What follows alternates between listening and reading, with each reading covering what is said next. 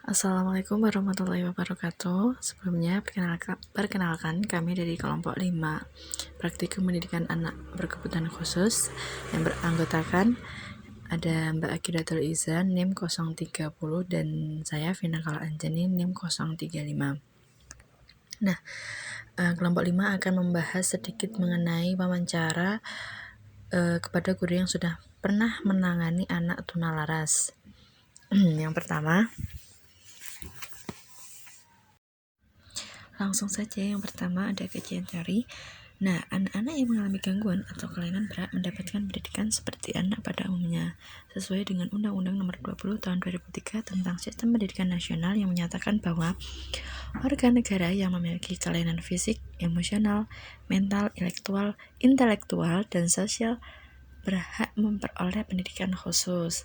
Nah, pendidikan sekolah luar biasa atau pendidikan khusus itu ada beberapa jenis, diantaranya yang pertama ada sekolah luar biasa tipe A, yaitu untuk anak dengan gangguan tuna netra.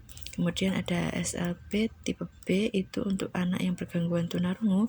SLB tipe C itu untuk anak bergangguan berkelainan atau gangguan tunagrahita, dan ada SLB tipe D untuk anak-anak yang berkelainan atau untuk anak-anak tunadaksa, dan ada SLB tipe E untuk anak-anak tunalaras, dan ada SLB tipe G untuk anak-anak tunaganda atau yang memiliki kelainan dua sekaligus.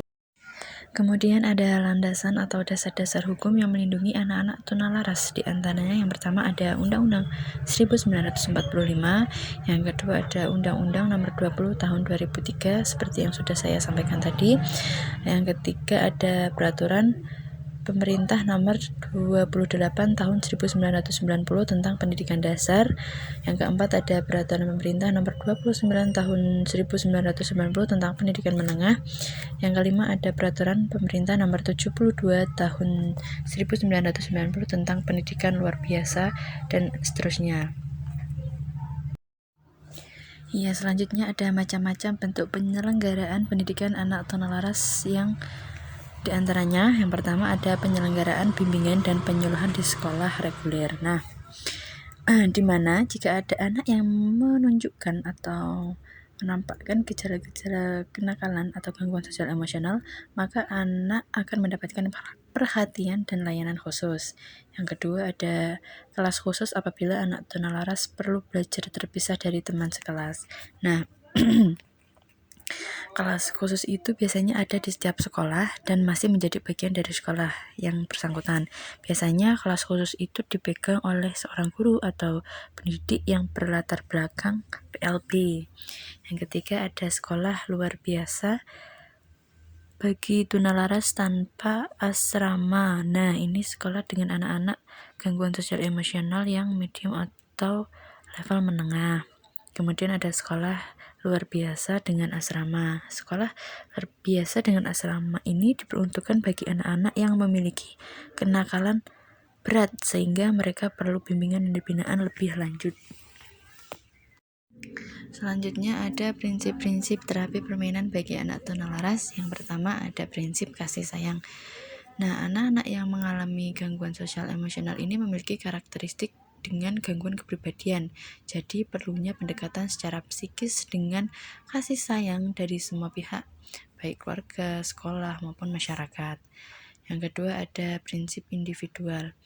Setiap anak tunalaras memiliki karakteristik yang berbeda-beda, maka untuk itu anak tunalaras perlu diperhatikan sikap perilakunya secara individual untuk menentukan terapi yang akan dilaksanakan. Yang ketiga ada prinsip motivasi belajar. Nah, prinsip ini bertujuan untuk memupuk kepercayaan serta kekuatan dari dalam diri anak. Yang keempat ada prinsip belajar kelompok. Anak-anak yang mengalami gangguan tunalaras itu adalah anak yang mengalami gangguan sosial emosionalnya atau perilakunya. Nah, untuk itu perlu pendekatan belajar dalam kelompok untuk mengembangkan rasa kebersamaan, menghargai pendapat orang lain, dan bekerja secara gotong royong. Kemudian ada pendekatan terapi bermain bagi anak tunalaras. Yang pertama ada pendekatan psikoanalisis. Nah, dengan pendekatan psikoanalisis ini dapat membantu mengungkapkan hal-hal yang mendasari gangguan mental guna meningkatkan fungsi kejiwaan yang tercermin dalam tingkah laku dan prestasi anak. Yang kedua ada pendekatan psikologi pendidikan. Anak tunalaras dengan gangguan psikiatrik ada penyimpangan perilaku yang menyebabkan rendahnya prestasi belajar. Dengan terapi permainan dapat dikembangkan kreativitas anak. Yang ketiga ada pendekatan humanistik. Pendekatan pendidikan atau program diarahkan dengan kegiatan-kegiatan pembelajaran dalam situasi demokrasi, terbuka, dan menyenangkan. Yang keempat ada pendekatan perilaku. Nah, anak tunalaras dengan perilaku menyimpang dapat dianalisis untuk dimodifikasi dengan perilaku yang diharapkan. Yang selanjutnya yaitu ada metode terapi permainan bagi anak tunalaras. Nah, metode yang digunakan untuk anak tunalaras adalah metode yang dapat memotivasi belajar, menarik, dan tidak membosankan. Metode yang sesuai dengan proses terapi permainan antara lain yang pertama yaitu ada metode brainstorming atau curah gagasan, kemudian ada metode diskusi, kemudian metode problem solving, kemudian ada metode inquiry, kemudian ada metode kerja kelompok, kemudian ada metode karya wisata, kemudian ada metode eksperimen, kemudian ada juga metode latihan, dan yang selanjutnya yaitu ada metode penugasan. Selanjutnya yaitu ada evaluasi. Nah, evaluasi yaitu untuk mengetahui sejauh mana terapi permainan yang telah diberikan sesuai dengan tujuan yang diharapkan, yang dapat dilihat itu melalui perubahan dari objek terapi. Nah, proses dari pelaksanaan evaluasi diamati dari sebelum proses belajar hingga akhir kegiatan. Nah, ada jenis kegiatan evaluasi yang digunakan untuk terapi permainan antara lain yaitu yang pertama ada evaluasi sikap, yakni evaluasi untuk mengetahui perubahan sikap mental dilakukan sebelum ataupun sesudah kegiatan berlangsung. Alat yang digunakan untuk evaluasi sikap yaitu ada daftar skala sikap, kemudian ada checklist, kemudian ada interview, quiz, dan anecdotal record.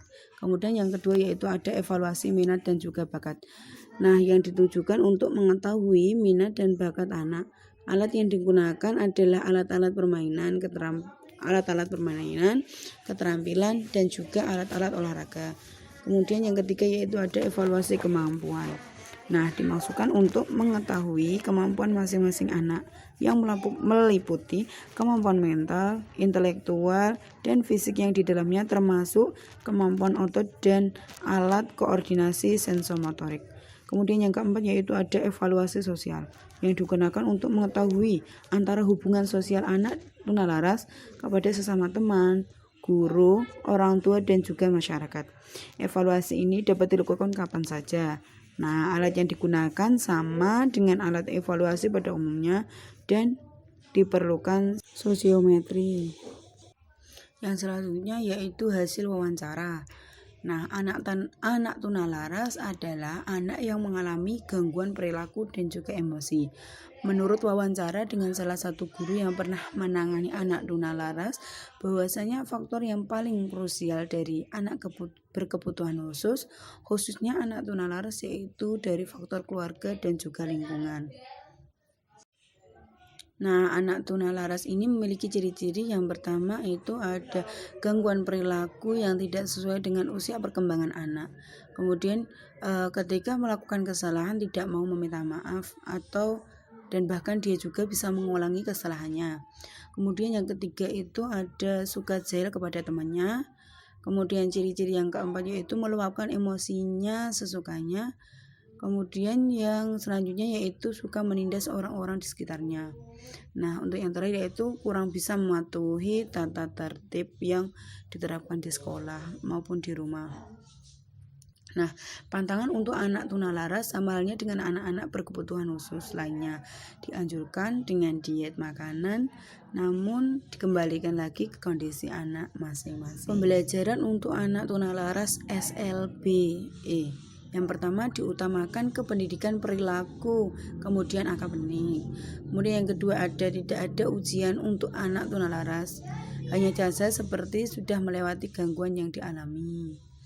Kemudian yang ketiga yaitu pembelajaran seperti konseling. Untuk kondisi anak adalah gangguan perilaku yang sudah melanggar tata tertib, agama, dan norma-norma di lingkungan. Untuk penanganannya sendiri yaitu dengan yang pertama yaitu dengan pendekatan perilaku atau konseling, kemudian yaitu pendekatan kepada orang tua. Oke, yang selanjutnya itu ada identitas anak. Anak tersebut bernama Danang. Nah, umurnya itu 12 sampai 13 tahun. Dia laki-laki. Ciri-cirinya dia itu yang pertama itu jalannya seperti komeng atau artis, kemudian menggunakan bahasa campur dan juga kasar. Nah, dia juga suka mengambil uang dan barang yang diinginkan dia, kemudian suka mengemis di jalanan. Nah, sumber ini kami dapatkan yaitu dari Bapak Rubianto. Beliau berumur 42 tahun yang berasal dari Jogja. Profesi beliau yaitu Kepala Sekolah SD Khusus Rumah Pintar. Sekian dari kelompok kami. Terima kasih. Wassalamualaikum warahmatullahi wabarakatuh.